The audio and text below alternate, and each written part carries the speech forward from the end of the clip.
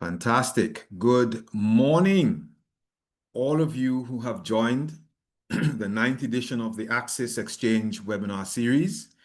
And it's a vital platform for urgent, solutions-driven dialogue on Africa and the Caribbean's role in shaping resilient, self-reliant futures in an increasingly unstable global environment.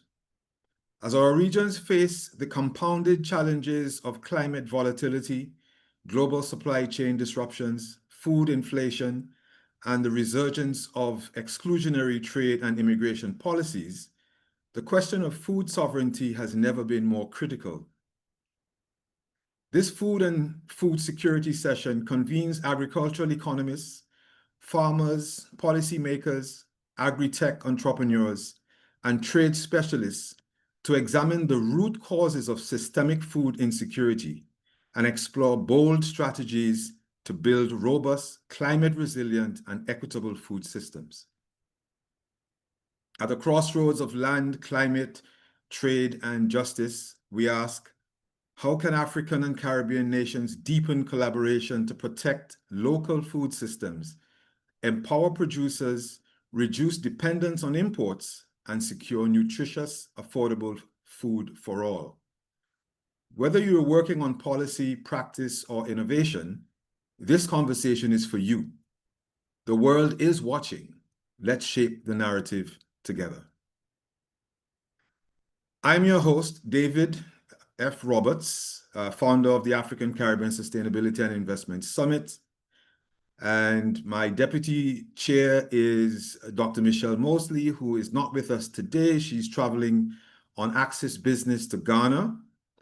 And our producer is Madison Tavares, who is happy to support in any and every way she can. She's a storyteller, and she will definitely elevate ACSIS's global impact and foster greater inclusion in its narratives.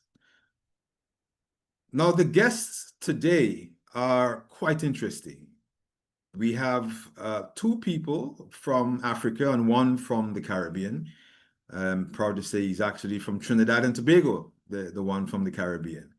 But I'll introduce the first as Ademiku Adeleye, a PhD candidate and Serve Agric founder, advancing climate-smart crops, empowering 15,000 plus youths, and championing zero hunger through research, policy, and entrepreneurship. We also have with us Kevine Otieno, founder of Food Systems Africa, advises on innovation and sustainability, co-creating Kenya's One Health services, supporting 100,000 plus users, and championing resilient, equitable African food systems as a Mandela Washington Fellow.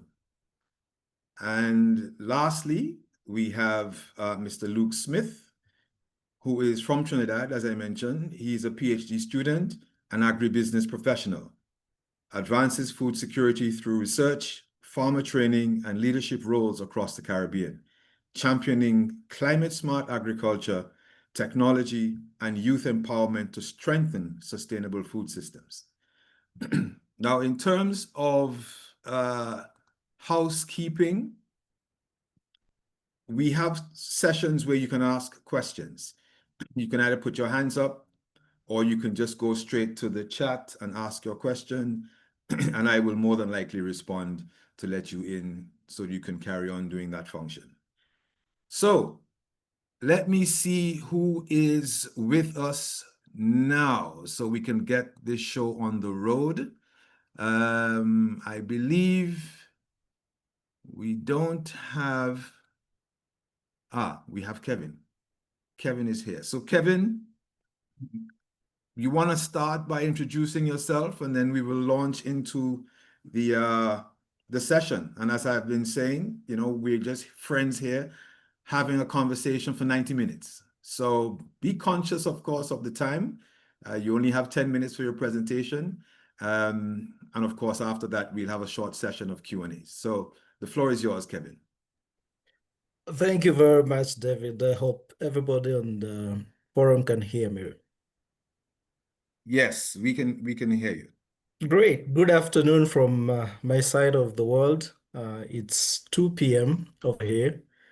So I'm very appreciative of inviting me over here to discuss issues, food systems, Africa. As David has said, my name is Kevine Otieno. I'm from Kenya. I have founded Food Systems Africa to solve a few issues, basically on communication, communicating technologies, and helping to build resilient food systems that encompass community input as a system. So, sorry, I have a flu, so I'll be clearing my throat from time to time. I hope that Sure. won't be so much disturbance. Great. So, African food systems and the Caribbean, what do we have in common? Food systems that we're working with, they're not just systems of sustenance, but they're systems of dignity, they're systems of sovereignty, and they're the backbone of our development. And what happens here is that from the African perspective is that we have so much food, yet we have so much hunger as well happening. So why do we have a lot of food and yet we still have a lot of hunger happening around? How do we address these issues? How do we mitigate the food losses to a tune of 40% to be able to feed the starving populations that we have in Africa? In 2025 alone, UNICEF puts the figure at over 20% of Africans who are starving, malnutrition issues and food shortages. Yet Africa has the potential to produce enough food to feed the entire world. So the question becomes, what is the use of this potential if we cannot feed even 20% of our population, and 40% of the food that we produce goes to waste? How do we, bridge the gap so that we're able to not only feed the 20% who are starving among us, but also to extend the food to the rest of the world and to save the 40% that we are losing in the food chain and food systems. So what are some of the current status of the food systems? I'm speaking from the perspective of Africa. I want to believe because we share similar climate zones, we face some of these challenges equally in the Caribbean. So the first thing that happens here is that there is fragility in the systems. So it's fragile in terms of climate changes. So the shocks that will come with climate changes will impact on crop production, will impact on food safety issues, will impact on the crops to be grown in different seasons, and the outcomes cascade down to the consumer level. And the fragility is not only on the climate front, we are also fragile in terms of the global supply chains. We witnessed this during the COVID pandemic, where so much food were present in certain parts of the world, but because things could not move in time, the other parts of the world that depend on these sources faced shortages, and the consequences were dire. We are also facing conflicts. There are zones, places, areas in Africa where there's a lot of potential to produce foods, but because of conflicts, we are not able to harness this potential to produce food to full capacity. And then there is also the issue of informality, formalization of the markets. Over 80% of our food systems are informal, but we find that interventions are trying to formalize everything. So how do we marry these two so that we have systems that are working, but not only working for the global markets, it should be working for the local populations that depend on the local food systems. And in the nutritional dimension, of course, the foods that we produce should be able to provide enough nutrition for the populations. And what do we do with the hidden hunger? We produce a lot of food, but does it address the micronutrients that are supposed to be supplied by these foods. So these are some of the current status that our food system currently faces. And the key challenges that we have, of course, I've mentioned on the climate part, but also our systems, because of how it's structured, we find that we are very dependent on the global markets. And so things like farm inputs, like seeds, fertilizer, we have to import from the international market. So what happens when it's like in the supply chains happen, we find that the local food systems are affected. We are also vulnerable to price shocks that is currently happening. Trading wars that is happening between America and all these other markets. We are all susceptible to these fragilities. So what do we need to do? Maybe on the practice and the policy fronts, we need policies that address to caution the local population from these shocks. And in doing so, we need to be working hand in hand with the local populations, because the food systems that have been working for years, for hundreds, even thousands of years for Africans. Why do we want to do away with systems that are working just to replace them with systems that are not working? We need to leverage the systems that have been working and try to make it replicable across the board with input from the communities that depend on these food systems. And so some of the opportunities that we can leverage to make these systems work, I will put 3 or 4 of them. And the first one, on the sustainability front, sustainability is not just a buzzword. There's a lot of it mentioned across the board, but it requires supportive policies that I have mentioned. And things like agroecology and regenerative agriculture need to be um, the main thing. Like, farmers need to adopt regenerative agriculture so that we are able to make use of the potential that we already have. We also need to leverage the use of indigenous crops like millet, sorghum. These are climate resilient crops that provide high nutrition that will not only address the quantities that are missing in the food systems, but also the hidden hunger issue that I have mentioned. These are some of the interventions that we can leverage on the sustainability front.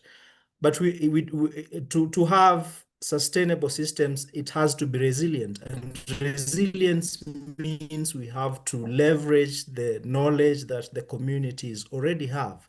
And in leveraging these knowledges, it means that we have to work hand in hand, co-creating solutions with the communities that are affected by the food systems as they currently are. Another thing in that front is that we need to diversify. You remember things like the Green Revolution is bringing commercial farming, where we have a lot of monocropping in large tracts of land that affects soil fertility, but also introduces some pests and diseases that run amok and out of control for the local populations. So we need to improve and embrace diversity so that we are able to mitigate some of these challenges. So we should also invest in storage to capture the 40% food that we are losing. We also need to invest in processing, that is in the post-harvest handling, so that we are able to add value, not just produce raw crops. And then also we need to invest in infrastructure and regional and this regional cooperations so that we are able to move goods freely in these markets to capture the value for the local populations. The third thing is inclusion. We have to co-create. That I have to really emphasize, because I have case studies of communities where we have worked with in co-creation, and the outcomes were very, very, very encouraging, which can be replicated across the board. And the diaspora linkages, there is a lot of opportunity for us to work together, and especially for Afro-Caribbean linkages, we have complementary seasons, and we have fairly similar type of climates. So we need to do more trade with each other than we do with the rest of the world, because that opportunity exists for us. And so we can invest in some of these areas that I have pointed in the food systems so that we can have these working relationships. So in closing my submission, to point out three things. That our food systems, we contribute a lot to the global population, to the global food supply chains, but the potential for us to harness it fully, we need interventions from these three people. For policymakers, we need to align food security so that our food security plans and policies are looking at preserving the sovereignty and equity of our food system, that overly depend on the international markets, like maybe the seed producers, fertilizer producers, that can affect our productivity and production. And for local communities, we need to scale the local innovations that we have, because we have innovations that are working perfectly well within the local communities, but maybe because they are not up to the standards according to these external experts that are coming to do interventions in the community, they don't see the value in that. So we need to work hand in hand with the community so that we're able to scale these innovations, because they're already working. We don't need to break it. We just need to, realign it so that it's replicable across the board. And then for the private sector and the diaspora community, there's a lot of opportunity for investment, for collaboration, working hand in hand with the local communities in improving and also establishing resilient food systems that work for the local communities. We want food systems that address things like affordability of the food, diversity of the food, community urgency, not just addressing the international KPIs that look very good in the donor books. We need to address these issues to benefit the local populations. So to end it is that the main question that we have here is that Africa has a lot of potential to feed even the entire world. But then how do we harness this potential so that it works not only for Africa and the Caribbean and our interrelationships, but also to the rest of the world, so that we have a healthy, stable, resilient food systems that work for all. And that's my submission. Thank you for giving me the time. Fantastic, Kevin. Very, very informative and insightful indeed. But I've got one question before I hand you over to the audience, and it's something that's been bugging me for many years. You see, for example, here in the UK, lots of homeless people everywhere. And you also see behind supermarkets, and this is no joke, behind supermarkets, there are heaps of food being thrown away in skips. Why is that? Why we talk about sustainable living, we talk about doing things in a sustainable way. Why do we have this situation where there's so much waste and so many people who are hungry that can use that food? That's a very good question and a very timely observation, David. It happens. I don't know. The reason I've had the justification that these food outlets, supermarkets, is that they don't want to bear the legal responsibility in case somebody gets sick. But then I'm not sure if you read a recent article in France where they outlawed throwing away of food that is still within the consumption period into the dustbins. So I think that is one that we can emulate across the board, so that we not only throw away the food, but also we can donate it to the food banks that can help this local population. So I think France has done a very good job in that area. and we can learn something from there. Fantastic. Thank you for that. Okay, great. So I will now open up the floor for questions. We've got about 10 minutes to do that. The floor is now open.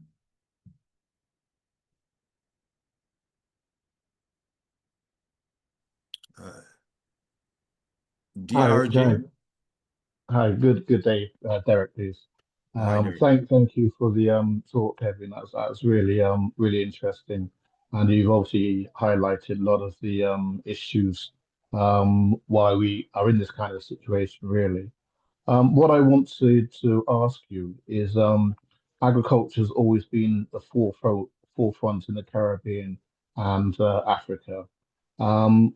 But to have people, especially the youth nowadays, involved, it needs to be more attractive. I'm from St. Vincent and the Grenadines, and trying to get the youth into anything these days is quite difficult. So you said about we can need to work. Everybody can need to contribute. How do you think, or what do you think is a good way to be able to get the youth involved?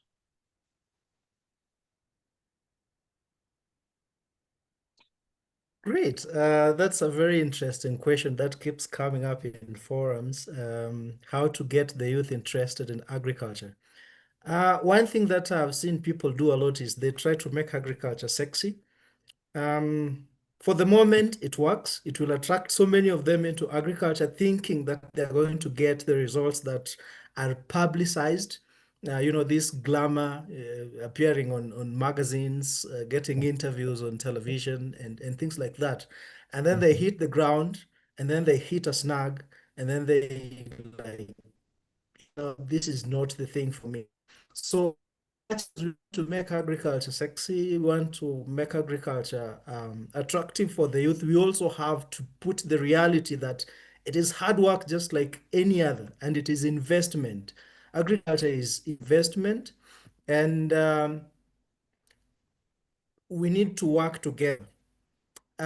One thing that we have been toying with is mentorship, getting the youths mentored through institutions or organizations or community-based units that are actually working on something. We have some community-based fish production units that we have worked with, and we try to attach the youth to go and work in these farms so that they can get the hands-on experience on how to start and run their own units.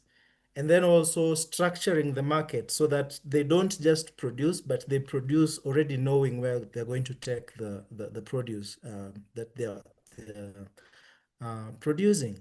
So the reality has to be there. We have to, in as much as we are selling the glamour, we need to put the reality so that we don't have the high drop of rates that we witness if we only sell the glamour. Yeah, I agree, totally. Thank you. Great. Thank you for that question, Derek. Any others from the floor?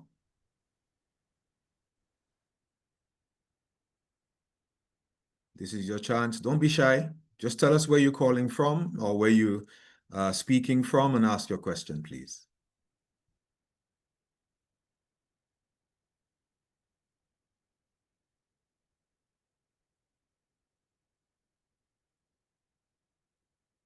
All right, so it seems that we have more listeners than speakers today.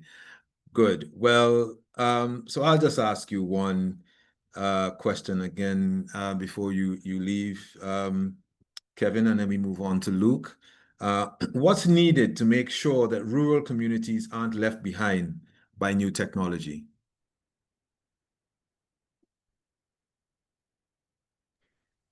Great. Let me give you a story of a community project that we did. I think that will capture what is happening. So we were working in Western Kenya in a food systems One Health nexus, where we're trying to control the zoonotic outbreaks in the communities, specifically anthrax. This is a region that is prone to anthrax outbreaks, and of course, the cascading effects, it affects the entire food and health chains. Now, when we went into the ground, we had partners whom we were working with that are already working with the community on the ground. So we brought this solution where we co-create solutions that can help us to prevent recurrence and to reduce the impact of these maladies. So when we went to the ground, of course, it's a rural place. It's not very well covered by the 4G network and all, but we have the basic 3G network and the basic phones, GSM phones can work in these areas. So what happens is one of our partners has created a GSM system that broadcasts messages to the community. Of course, they have to be mapped and registered into the system. And then it broadcasts these messages. When something happens, then they can just send it directly using a short code.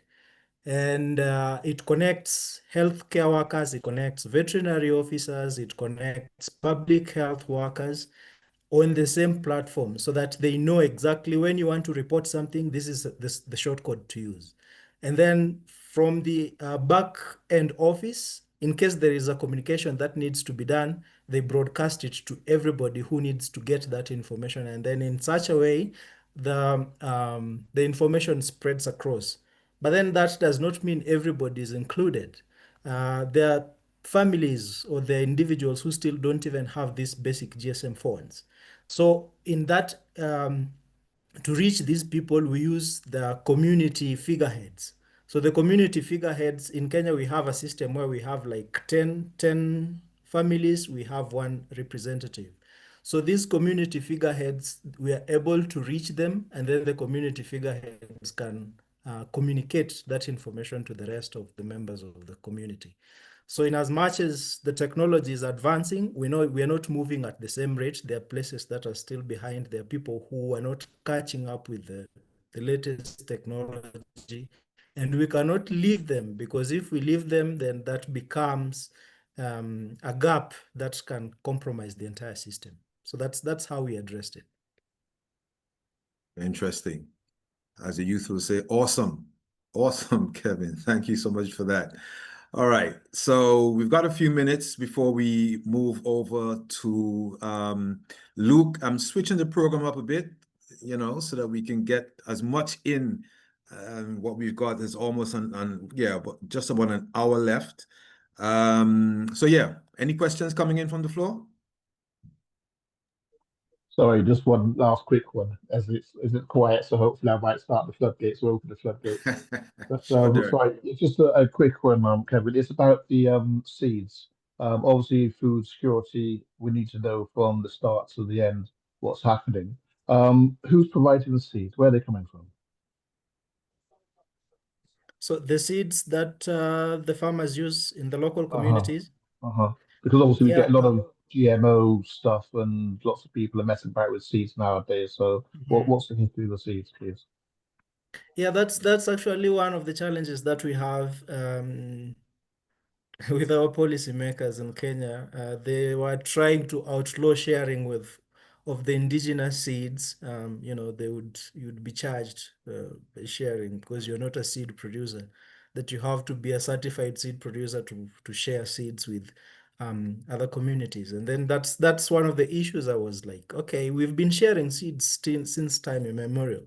Why do we need to outlaw it now? Why don't we just find a compromise or a system that works to verify that the seed does not, spread diseases or something like that, instead of making people criminally culpable?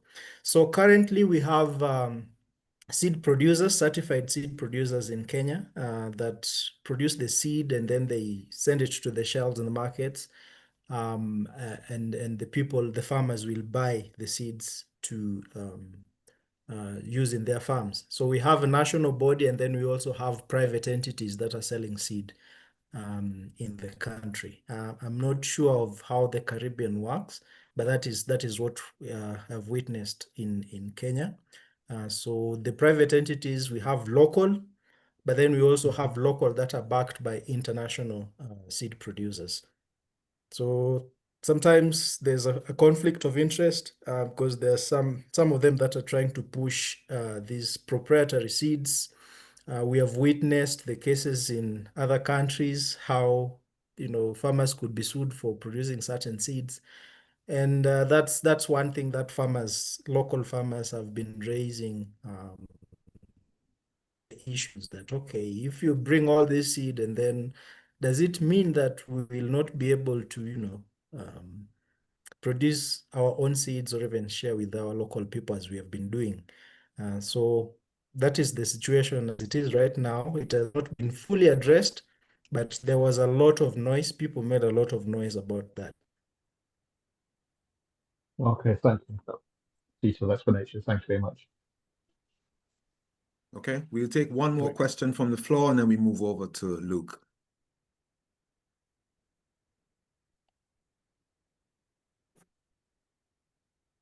Just state where you're calling from or you're speaking from, ask a question, and then the person who has been identified will answer.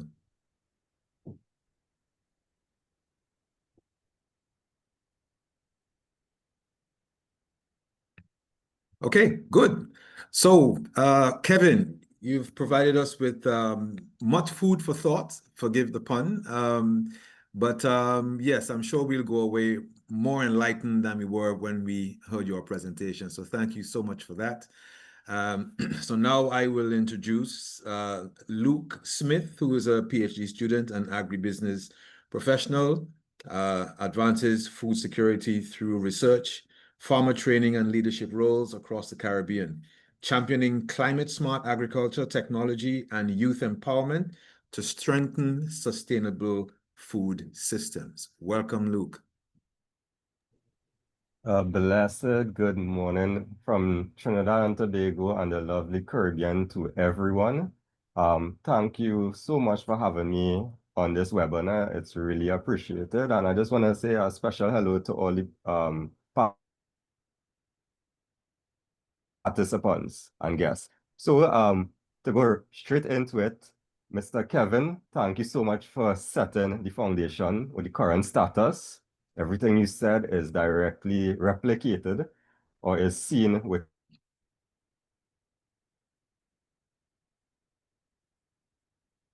within the Caribbean region. The only thing in the Caribbean, we have high food importers. Throughout the Caribbean, we have a high food importation bill. So that's another dynamic in terms of the current situation. And then Mr. Derek, thank you so much for asking the question about youth involvement. That kind of brings me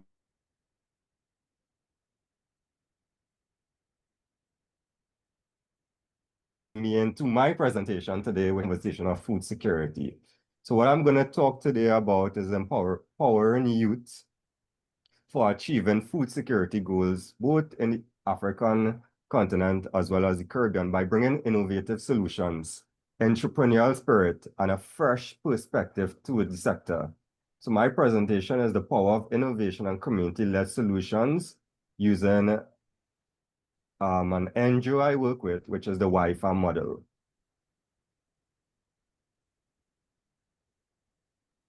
Can I have the next? Thank you so much. So to get right into it, WHYFARM is an NGO created right here in Trinidad and Tobago that pioneers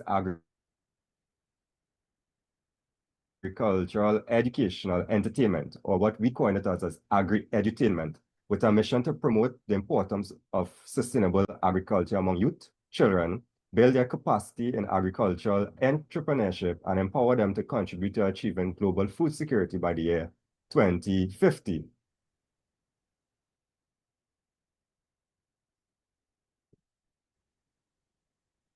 So, and the NGO's work, I'm going to identify 4 components: the collective concern that we both face across the regions, structural challenges, the agri-edutainment model that I mentioned, how we as an NGO in the Caribbean try to rebrand agriculture. And the 4th point is really shifting the thought process from fiction to reality, adding value to youth and to the agriculture sector.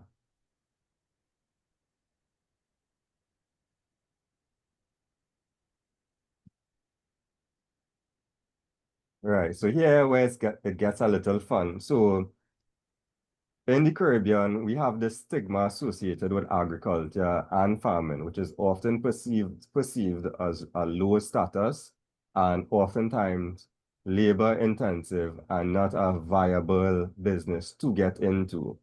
Globally, we see a rise in population, and there will be much more persons to feed by the year 2050. We have an aging population, 55 years and over, which is a common trend worldwide. And as I mentioned, a disinterest in agriculture due to the declining number of youth involvement within the sector. So that begs the question, who would feed us in the next 30 to 40 years? And out of this is where we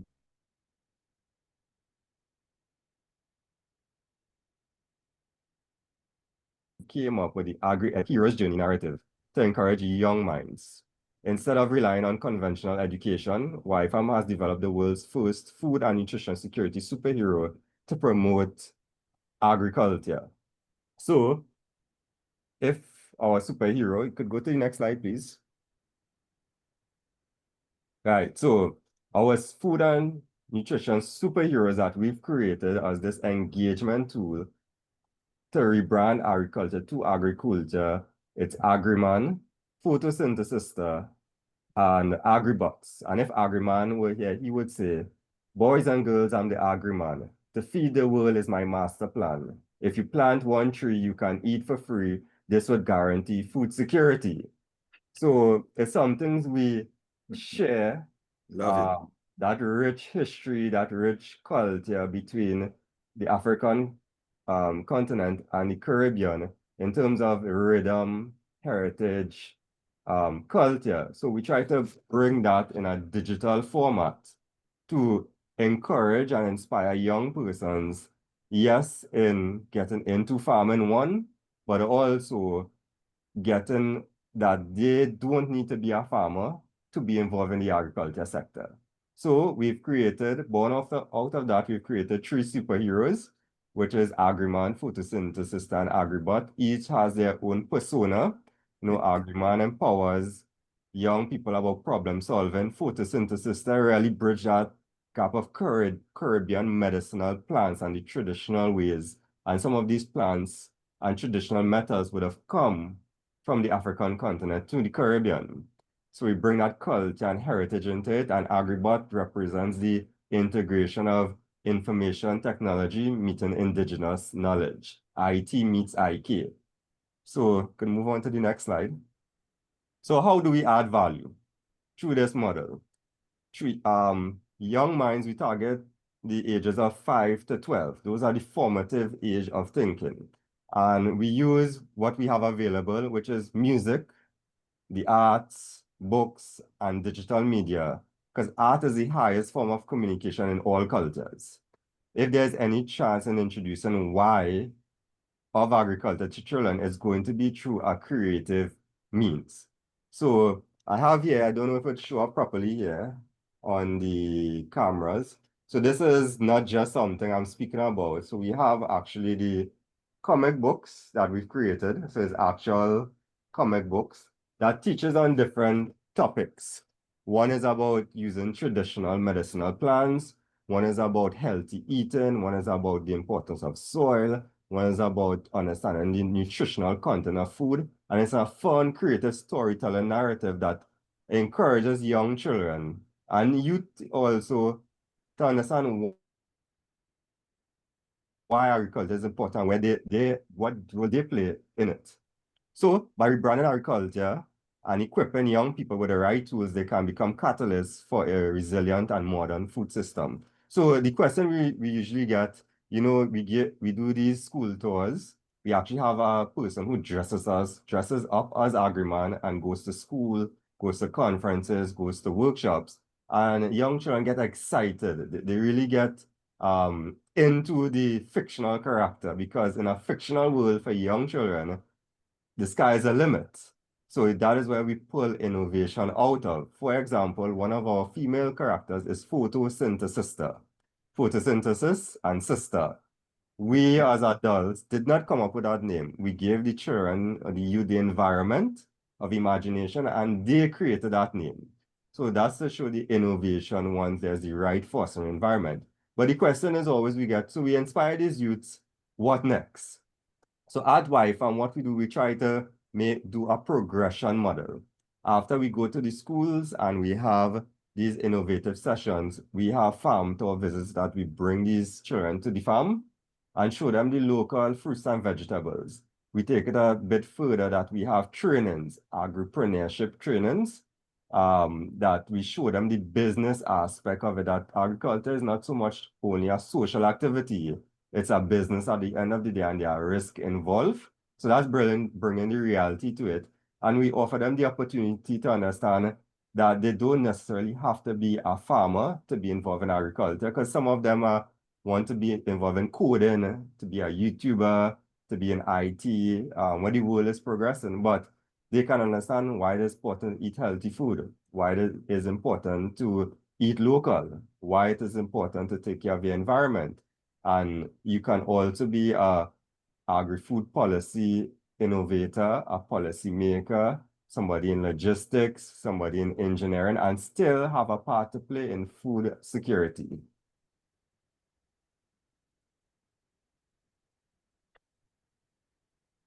Right, so from fiction to reality, youth are not just innovators, they are also powerful advocates for policy change, because they are the ones with the voice now and into the future.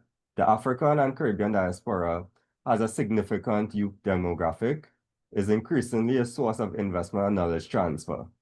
It demands an unwavering commitment to empowering the next generation, as exemplified by the WHYFARM model, leveraging the immense potential of the diaspora as a catalyst for change. By combining policy, innovation, and community-led action, a resilient and equitable food system can be forged. And I just want to share one thing before I close my presentation.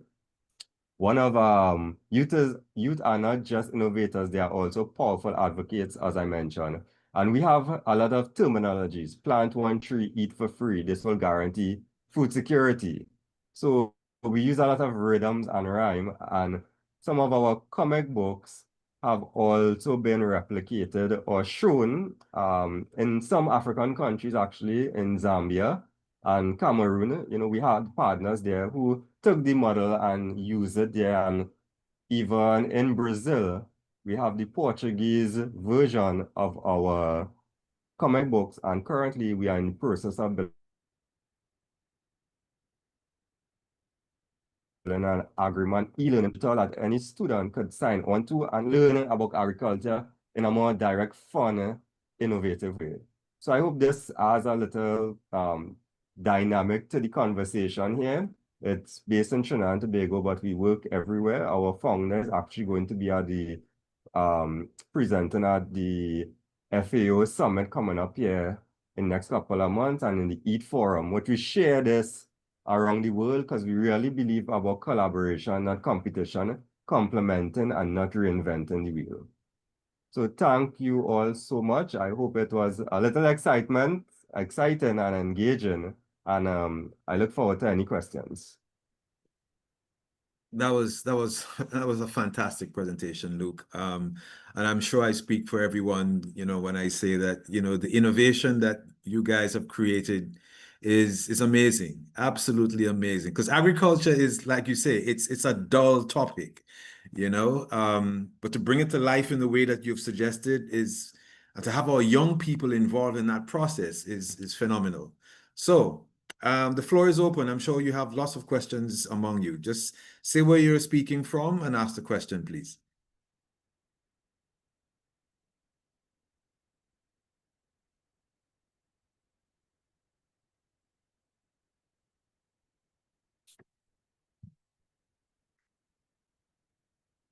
Come on, don't be shy. Don't be shy. You know, this is your chance to ask Luke a question. He's going to disappear back to Trinidad, sunny Trinidad, very soon. So, you know, catch him while you can.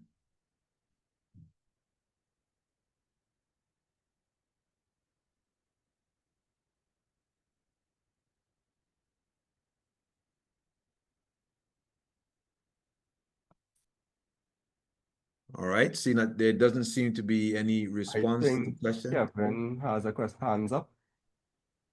Kevin, go ahead. Go ahead, Kevin. Great presentation. Look, I think you're doing fantastic job. The brain work that has gone into creating the comics, I want to I want to applaud it.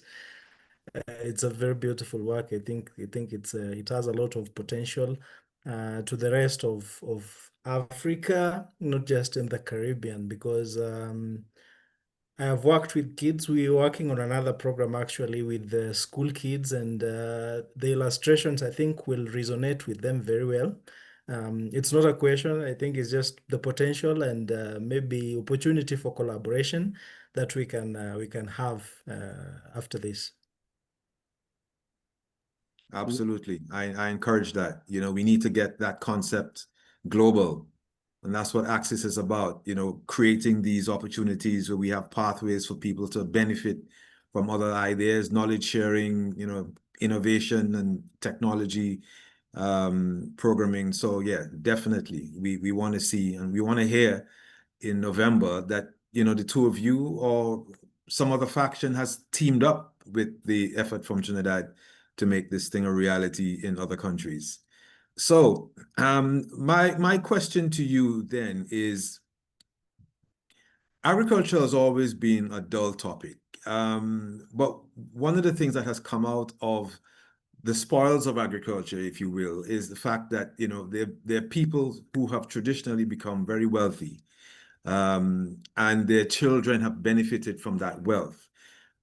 How difficult is it for kids? I mean, notwithstanding the fact that you've created this phenomenon, which it is, for parents to actually get their kids to be thinking about making money from agriculture in the future.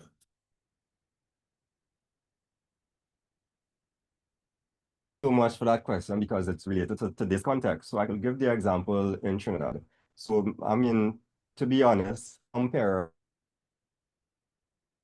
would not, who were involved in agriculture or are involved in agriculture, tend not to have their children be wanting to be a part of the sector. But since COVID, what we've noticed to an extent, even though someone is an engineer, or someone is a doctor, or someone has a high-paying occupation, where how the economy works, or the way how society is right now, there's uncertainty. And post-COVID, we've seen much more persons having hydroponic systems as a side hustle, as we call it, or small gardens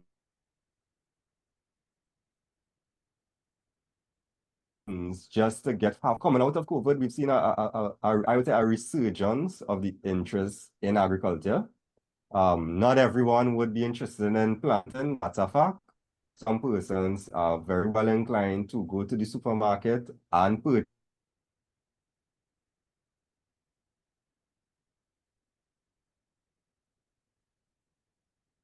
But we try to, when we have our school tours, the children are so excited that they go home to their parents, and their parents are forced to hear about this character. And then the parents would reach out to us to come and do a farm visit. So the parents are engaged in that activity and coming to the farm and actually seeing with their children where food comes from. So it's a dynamic situation. Some persons would just not be interested. But what we really try to do is encourage them about, you know, you don't necessarily have to be a farmer. That is not your passion in life, but you play an important part within food security, understanding what you can purchase to eat, how are you responsible for the environment, how you are responsible as an individual for us in the Caribbean to wean off of food importation. So we kind of take it a very broad approach to a very specific problem. Okay, that's fair. That's very fair indeed. Any other questions? Any other points people want to raise? I see Derek has his hand up. Derek, again. Thank you. Thank you. That presentation was really good. And my first question is, are you sure you're part-time and not agri-man? You do look kind of similar. if you don't mind me saying. I'm not sure if you can hear me anymore. I think he might be frozen. I've gotten that Yeah. before. So actually, hello? Go ahead, Luke. Yeah, so I think the question, there's a similarity between my look and agreement. So it's not you in your spare time. I imagine it's serious matters. In St. Vincent and the Grenadines, I know they're No, importing. definitely not. In the St. Vincent and Grenadines, I know they're importing 250 million pounds worth of foods per year. So over the parliamentary term, that's over $1 billion. It seems kind of crazy. So I'm suggesting it's all about education, getting people to grow instead of import is all about the education. If you want lower prices, then we need to be growing our own.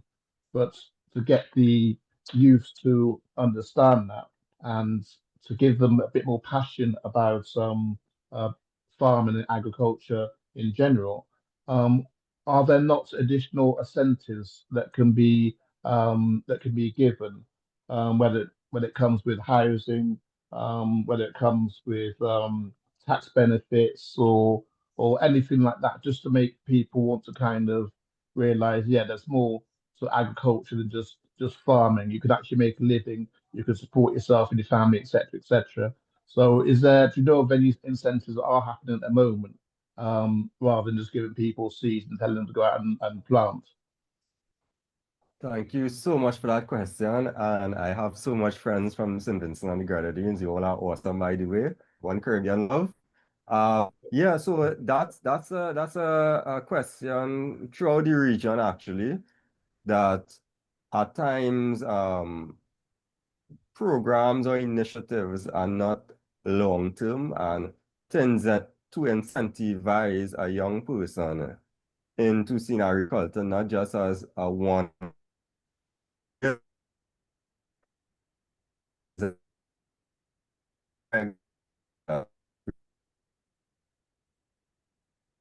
a young entrepreneurship program that they incentivize young persons to get like a 2-acre plot of land, an initial startup investment, and training if they wanted to continue in this agriculture journey, and they had to undergo 2 years of training.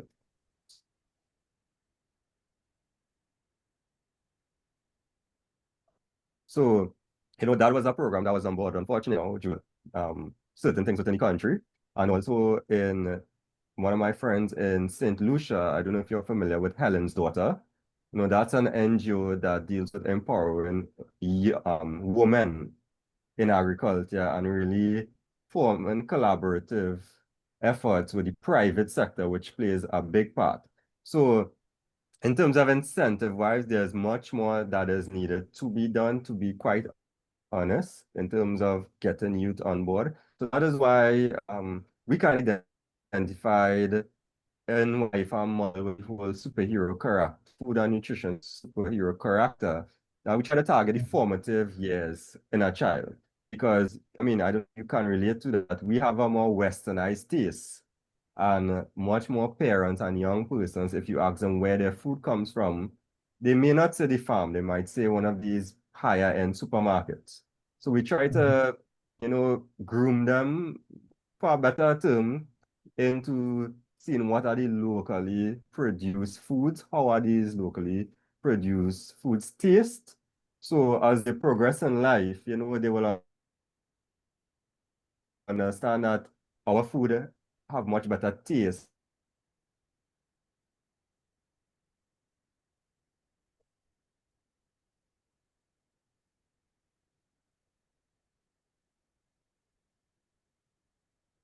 I think Luke stuck for a second there. Frozen. All right, Luke. We didn't quite get what you said last, but nonetheless, we appreciate the effort and thank you for your presentation. Understood. Thank you. So now we move to another PhD Thank candidate. you so much. Thank you. We move to another PhD candidate, Ademiku Adeleye, who is the Serve Agric founder, advancing climate smart crops, empowering 15,000 plus youths, and championing zero hunger through research, policy, and entrepreneurship. I will waste no further time and give Ademiku the floor. Thank you so much, Robert. I really appreciate the pleasure for inviting me. My name is Ademiku Adeleye, like you rightly said, and I am a master, of course, food security, MSc, University of Edinburgh. Also going to be starting my PhD as well here, Edinburgh as well. And it's so good to be talking here on food security, especially with respect to how it affects Africa and the Caribbean society. So I'm just going to talk briefly on the structures, which is the basis of what exactly are we looking at, because when we don't understand a problem, then we would not, we would not be able to critically understand how to solve this challenge. So we all know here, food security is a multifaceted topic. Many people, Kelvin and Luke have said so many things around it. So, but I'm just going to be, straight in, just pointing out one or two things that I believe that we should critically look at with the scope of what the world is also, how the world has actually evaluated it. So, the first thing I would like to mention, which is the basic amenities in our countries or in our regions, but in Africa and also in the Caribbean, transport and the supply chain inefficiency. And I feel like this summit also looks at that as well, especially with respect to sustainability and, just exportation as well. Most of our local farmers still, well, the first thing first, what is food security? We have a framework when we're talking about food security. We have four of them. We have the availability, the accessibility, the utilization of food crops, and the stability of these food crops. So I want us to have this orientation while moving forward on these four frameworks: availability, accessibility, stability, and the utilization of food. So when I'm talking about the structural causes of food security, one thing that I've seen and I've researched that is very rampant in the Caribbean and in Africa is the transport and the supply chain inefficiency. According to World Bank in 2025 reports, it says 37% of locally produced food in sub-Saharan Africa is lost in transit. That's due to poor transportation infrastructure. And, if we can just solve this problem alone, this problem of transport, could actually improve the way we can solve food insecurity issues in this region.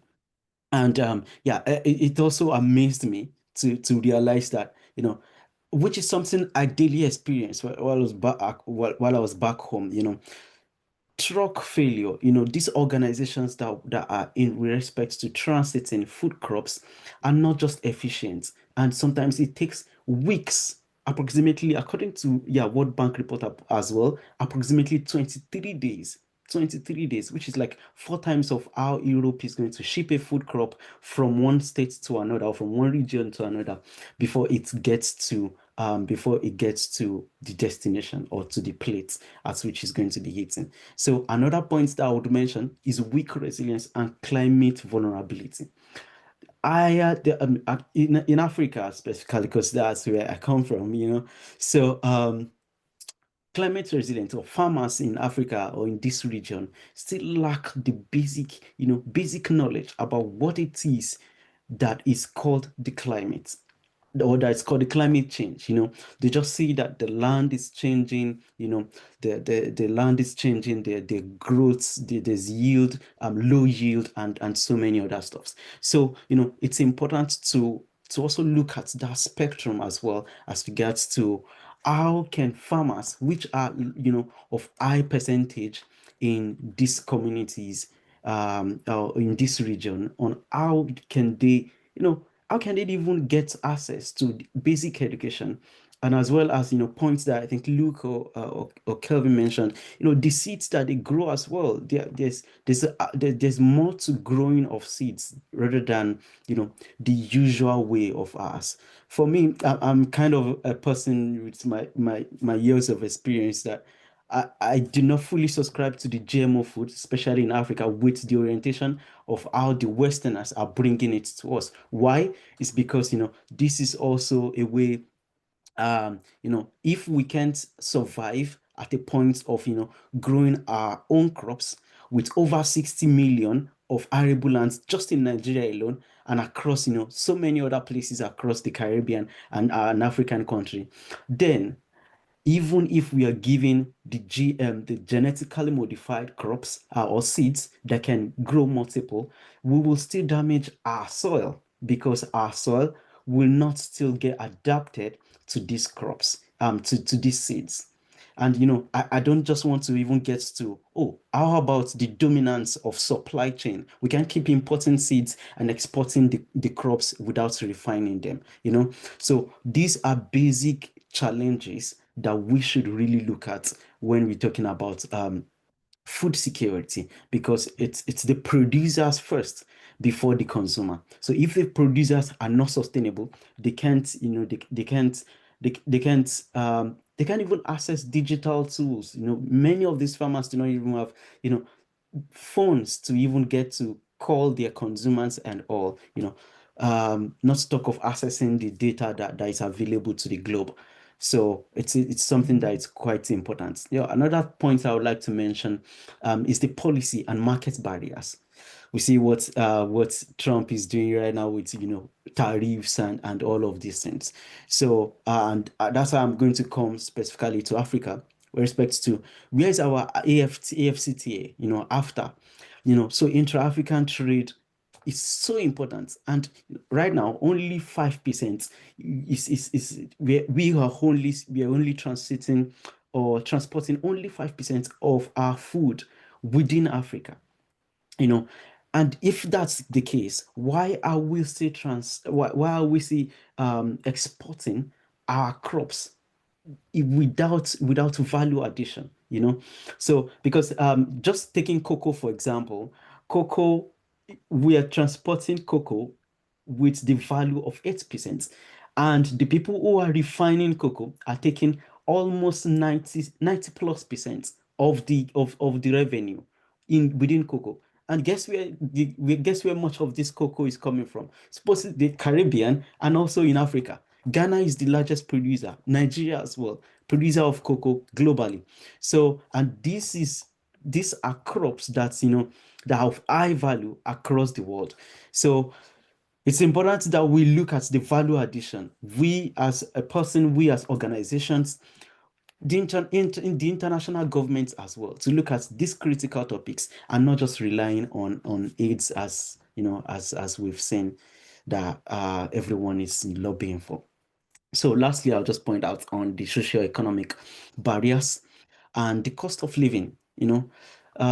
There's been a reduction and always a reduction in the price of food consumed with respect to the living cost of the community.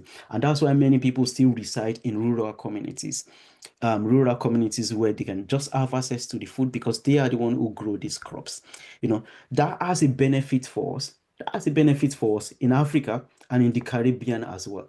However, are we going to leave these farmers to live in these rural communities where there's low cost of living, of course, but access to food crops, while not leveraging on their ability to grow more crops, to teach them how to be more resilient, to give them social protection with respect to incentivizing the sustainability, the people who are growing sustainably, and etc. In Caribbean specifically, there's this CARICOM Yeah, it's called the Caribbean Food Security and Livelihood Survey, and World Food Program as well, that records the rising of natural hazards plus cost of living with respect to they said there's a progression with cost of living and the cost of having to produce sustainably. So indirectly, if farmers wants to live very well, that means they are going to be producing in an unsustainable manner, which is indirectly affecting the climate. So that's just the structural causes that I'd like to put up with respect to food insecurity in both in Africa and the Caribbean. So briefly, what are the community-led or policy differences solutions we have? Well, we won't dispute the facts that government has a critical role to play in these cases, but it has been proposed, just like I mentioned, the challenge. World Bank also identifies like investing in 50 key transportation hubs. If it's ports, 10 ports, let's have 20 crossing intra-African, 20 roads that it's basically for food transportation. These roads, good, no potholes, tarred roads very well. And that can and they recorded that this can significantly reduce the food loss and supply delays that we are having. Well, we can still look at food loss or food wastage. It's a problem that it's affecting the world, but the accessibility of this food, it's very important, and will also increase the income of not just the producer as well, but the country, because this is where the retailers come in. This is where the food producers come in. But if we can have access to this food, then it's all going to waste. Yeah, so scaling education for local farmers with respect to adaptation, climate adaptation. I'm personally working on a crop which is climate resilient crop in Africa, and looking at how we can actually utilize these crops, improve them, value addition with context of value addition, and exporting them to the world, and not just exporting raw values or raw crops to the world. Also, school feeding and local procurement model. For example, we could leverage on institutions. I mentioned that in my last webinar with the World Food Forum Youth Dialogue. Well, we can leverage our institutions to build hubs where students like Luke or PhD students can teach, transfer, exchange of knowledge, so that we can actually know, we would be able to solve at least a dimension of food insurgency, and also producing more, because we have arable lands that are very much viable to produce more crops. But yet still, like I mentioned earlier, the interconnection of these farms to the markets is something that we really should look at. Lastly, I'd like to mention the evidence-based policy and capacity building. The way Nigeria or Africa generally, we have about 400 million Africans, youths below the age of 35, and these youths, now I want us to look at it in this lens. If the youths are of highest population in Africa, then who should be in the forefront talking about what is being concerned with respect to consumption? Because if youths are much, then that means, or that literally means, youths will be the highest consumer of food, which is basic, it's basic to think about. If we are of the largest population, then it's invariably, it's just direct to say that we would be the highest consumer of these food crops, of these food crops. However, looking at evidence-based, or stakeholders management with respect to policy making, the youth has not been totally involved in, especially policy implementation and capacity building. Well, we are seeing much of capacity building now, but they still need for much of this in in the African and the Caribbean? Well, I should like to let me just point out this while I round up. The digital accessibility, there's need for digital solution. I am a very good fan of tech, but how do we want to deploy this knowledge when the IS people who are doing this farming do not have, still all of these basic needs of theirs? They do not have access to the internet. Even incentives on sustainable food production is very limited, and also I've seen the cases where big organizations are also doing their community social responsibilities in local farm, which is very amazing, very good. But understanding how to scale it up and how to connect these solutions to the people who really needs it, the youth, especially utilizing the availability of youth to connect to the roots of these rural communities where the core food crops are being produced is something that we should really look at. So I'm going to round up by saying this is not food insecurity in Africa and the Caribbean. It's not, well, lucky us, it's not a demonic. I should just put it as it's not a demonic challenge, but an intellectual challenge that we can really solve. So thank you so much for having me again. Thank you. I'm open to any questions whatsoever, even without the context of what I've actually presented. Thanks. Fantastic. Thank you very much, Ademiku, for an inspiring presentation. I'm quite sure that the audience would have some very insightful questions themselves. So we shall go to the floor now. The floor is open.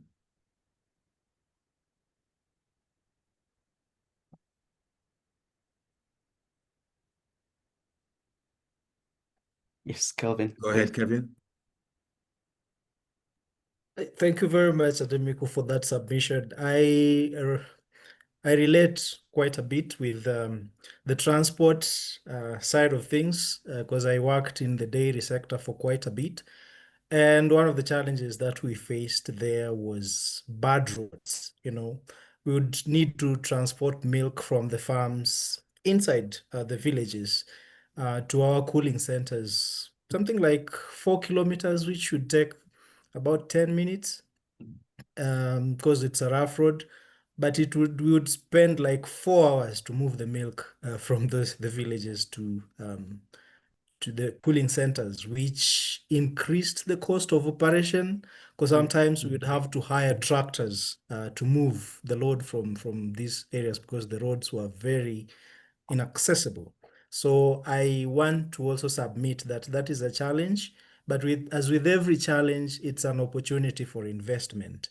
And this is something that the policymakers need to put in place so that maybe if we have private public sector partnerships that can help in mobilizing resources for surmounting some of these challenges, but also an investment opportunity for investors who can, work in cooling centers and things like that. Of course, with the communities involved, so that we have a conclusive, address to these challenges. So I agree with you totally on the front of transportation. It increases the costs of operation and reduces efficiency in the food value chains as we move food from one place to another. And I experienced the losses, as World Bank puts it, at about 40%. In my case, sometimes I was like losing the entire batch because sometimes the road, I would not be able to move the batch from the farms to the cooling centers. And as you know, with milk is very highly perishable. Once the temperature hits a certain In point, 24 hours, you should have gotten to the destination. yeah. So within after 4 hours, it's done. Like you just have to lose the entire thing. So you can imagine how it cascades across the entire country. And in regions that the roads were fairly well paved, we experienced better returns, and I can attest that improving the road networks will improve the trade, intra-African trade, and also to improve on the losses that we experience. Yeah. Thank you so much, Kelvin. Yeah, just to add to that, I'm actually also working in some IDP community. Is my video audible? I just saw that it disappeared. I don't know. Am I audible? Am I audible? Yeah, we can hear you. Yeah. Okay. We Or can you hear see you, me? but your Can't see video you. is not there. I see. Can you see me now? Sorry, go ahead, just speak. Okay. Okay, fine. All right. So just a bit of addition to what you just said, Kelvin. The accessibility is very, very important. And I am also like working in with a community, so which is why I want my video to be up, because the background is an organization that I just launched as well. It's called Saver. So what we're doing is to improve climate resilient crop, promote it, and ensure that the community where we're using to promote it is dominant of this crop. They have access to this crop. This is what and this is what the EU is actually using as well with respect to promoting their own dominance of food and food security. Because talking about PGA, PDAs, which are protected geographical indicators and all of those. So when a crop is grown in a particular region or processed in a particular region, it has an indication, it has a trademark that these crops belong, or these processes belong to this region. So these are another access or another way of improving, how we can add value, ensuring food security for local people, for people in Africa and the Caribbean, as well as also looking at the energy systems. Energy system is still something that is ridiculously underestimated within our community. Energy system, we have as high temperature as over 40 degrees Celsius in Africa, and I believe that also relates to the Caribbean. So why can't we use clean energy system to ensure that we're able to improve our security, transportation security, food security, and which inversely also relates to accessibility as well. There's so many things that we could use with that regards. So in my organization, that's what we're looking at, ensuring that we can help these local farmers grow their crops very well with dominance of crops like sesame and sorghum in a particular region, which they have. It's in the northern region. They have the land, they have, all they just need is education, just like you mentioned it in your presentation as well. And then we utilize the capacity of the energy to ensure, sustainability systems for the model which you're going to be using, which is the aquaponics. We teach them all of these things so that they don't have to lose on the basis of having to wait for the staple foods, which they still add more fertilizers to in order to get more finance or more return, which is not sustainable for them. So, leveraging on energy as well is something that I would also look at, considering how enormous we've have it in this region. Yeah. Thank you so much for that, Kelvin. Very interesting, Ademiku. But I have concerns. I have some concerns about the actual situation on the ground in Nigeria, for example, because you referenced the youth in Nigeria. Yes. Nigeria is one of the richest nations on the continent. And I don't understand why it is there'll be, logistical stroke communication problems to the effect that would cause 77% of food being lost in transportation. I mean, is there a lack of political will? I mean, what exactly is the issue? Well, thank you. Well, it's in sub-Saharan Africa. It's a well, I feel like it's a political thing, really, in Nigeria, with respect to improving the urbanized areas, and depriving the rural areas of so many incentives. That's part of it, because according to the government structures, the government have some budgets with respect to land, ensuring transportation systems and all of those. So in fact, if according to the structure, if let's say the federal government has a road, this road belongs to the federal government.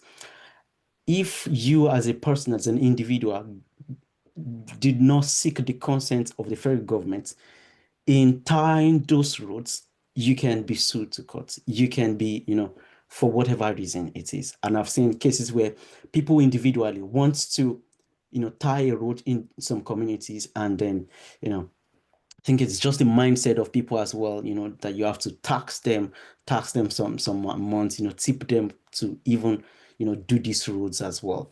Well, that's not with respect to, they are oblivious of the indirect impacts this is causing, because that's what I would say,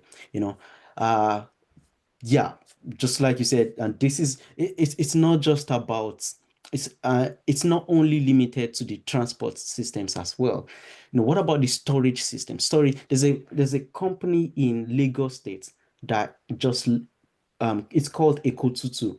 Ekotutu it's the logistic company that deals with transporting foods, food crops, vegetables, and all. And this is just one out of, I think, about 100 that we need in Nigeria alone, because considering the population that we have, about 250 million people, so it's important that we really look at this, not just the transportation alone, but also looking at the energy capacity that we've got, and the youth, the people are in fact the first on that list. So it's both the political will, majorly the political will, and I would say the government structure itself, because if the government structure will, it's a firm one, looking at policies as, what should benefits the people, what should incorporate the stakeholders involved, especially in the parliament policy implementation. Because according to the hierarchy of policy making, your policy analysis, the data gathering, and the policy implementation, and then the policy review. So within the policy implementation, there's always lack of, appropriate or let me say the exact stakeholders involvement during this period, so which actually indirectly impacts how the policy then results. Because the policy can be good, there are so many policies which are still good, but what about the implementation of these policies? Not to talk of having to bring new ones into play. Yeah. Well said. I can't help but think that the issues in Africa, just a minute, Derek, before we come close to wrapping up, they're not too dissimilar to what exists in the Caribbean, because many Caribbean countries have very similar issues with transportation and logistics issues. So there must be something to do with the weather or the way we as a people think. But yeah, there's huge commonality there. Derek, you got a minute and a half to make a point. It's just a quick one. Again, it's touching on from the transport in a more localized way. This message just quickly came up on Facebook. It was sent 11 hours ago. It just says, it's got a picture of two people walking on the road. It says two of the hard-working Camptown farmers coming from their farms in New Mountain on foot with produce in sacks on their heads, because there's no motorable farm roads in any of the mountains. These farmers get absolutely no assistance from the Ministry of Agriculture in terms of input. They have to keep trotting along because they have to feed their feed their families. So they're doing this 5 days a week. And again, it just goes to show that without the kind of input from government sources, whether it be transport, whether it be infrastructure. It makes it very difficult for the farmers to become farmers and want to be farmers. So there's not much incentive. And just briefly, with the seeds, what Ademiku said about the seeds and the soil, I really think we need to be producing and sourcing out our own seeds. Otherwise, we're just becoming dependent again on Yes, people I giving totally us agree. seeds, making sure we use the right fertilizer, this, that, and the other. And finally, I think we just need to be careful who we're taking instructions from and who we're getting into bed with, because again, it seems like everybody's dictating what we need to be doing, what we should be doing, and even dictating the prices of what we're selling for.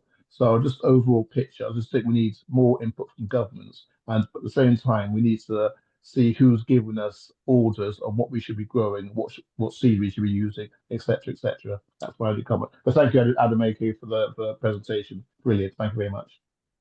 Yeah, thank Great. you. Okay. Thank you, Derek. Thank you. Well, look, ladies and gentlemen, I think we've come to the end of a really good session today. We were speaking on the food and food security topic the second time round. And we have had three great speakers join us today. We had, it's amazing, Ademiku Adeleye, who is a PhD candidate and Serve Agri founder, advancing climate smart crops. And he was telling us about, the issues that and the challenges that are plaguing the African continent, giving us a sense of the kinds of cooperation and coordination that needs to be done if things are to change.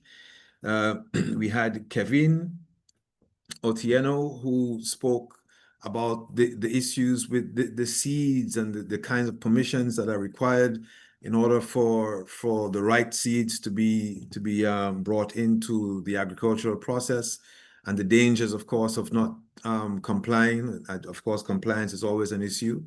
And then we had Luke, who spoke, eloquently about the AgriBot and the program of getting youngsters interested in the agricultural process and using innovation to kind of get them more inclined to study agriculture and get involved in the practice of agriculture, which is very brilliant. And I've charged himself and the other speakers to come together to do something that we can report on at the ACSIS 2025 event in November.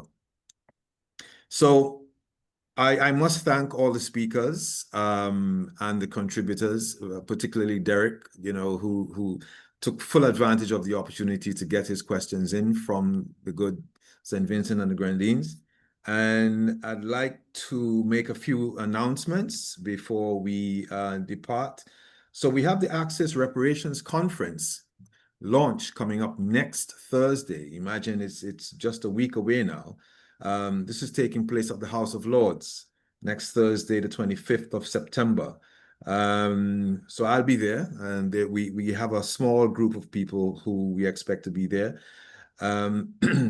Following that, the big event, our flagship event, the ACSIS 2025, takes place on Friday, the 21st, and Saturday, the 22nd of November, in London at Queen's Gate House, South Kensington. And the next webinar in this series will be on creative and cultural industries, and that will be held on October 2nd, 2025. So I'd like to take this opportunity again to thank you all for your participation. Thank you for your increased support of ACSIS. And those of you who want to join us in November, you can do just that. There's a lot of information on our website, which is the African Caribbean Summit.com. If you want to contact me directly, you can get me on enquiries at AfricanCaribbeanSummit.com. And I look forward to continuing this series and working with you. And I'm quite sure that you will want to come back because there's still unanswered questions that we can benefit from. So thank you again. Derek, Luke, Kevine, and Ademiku. It's been a very special experience. And from here, I say thank you again and goodbye. Thank you, Robert. Bye. Thank you very much. Thank you, Goodbye, everyone. everybody. Thank you very much. Thank you.